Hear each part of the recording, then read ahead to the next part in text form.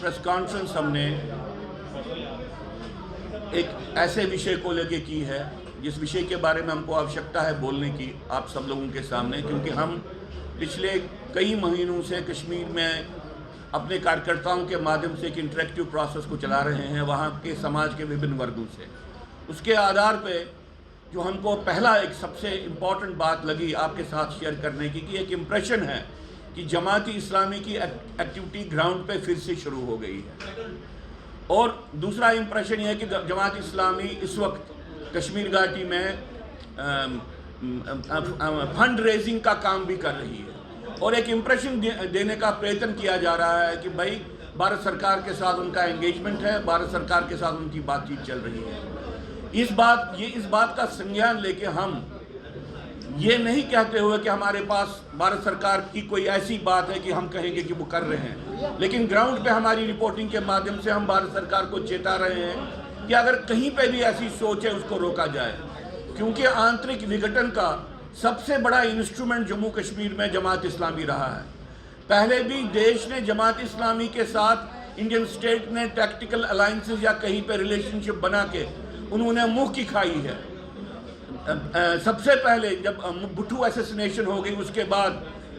Ruling Congress party ने जमात को protect करने की कोशिश की। उसके बाद जमात का नेशनल कॉन्फ्रेंस के साथ अलायंस बना, जमात का पीडीपी के साथ अलायंस बना।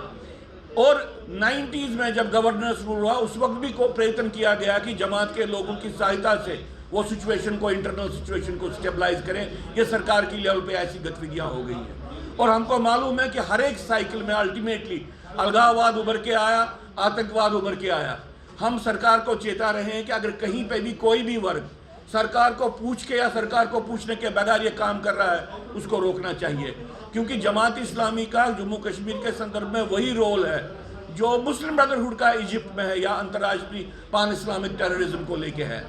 ये एक इंटरनल सबवर्शन का एक सबसे बहुत बड़ा एक इंस्ट्रूमेंटलिटी है। और सरकार ने इससे पहले वाली सरकार ने उन्होंने तो ये भी कहा था कि किस तरह से हजारों की संख्या में जमात समर्थित लोग एडमिनिस्ट्रेशन के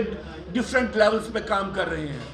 हम सरकार की इस बात को कि उन्होंने कुछ एक्शन लेना शुरू किया है, कुछ एम्प्लॉयज जो इंटरनल सबवर्शन में इन्वॉल्व है उनको डिसमिस किया है, लेकिन हम उनको निवेदन करते हैं जो टॉप मोस्ट इन्वॉल्वमेंट ब्यूरोक्रेसी में, एकेडमिक्स में या इवन बिजनेस हाउसेज में जमात इस्लामी की है उस बात का संज्ञान लेंगे, लोगों को पहले कॉन्फिडेंस में ले ले कि किस तरीके का इन्फिल्ट्रेशन जमात ने किया। और दूसरा,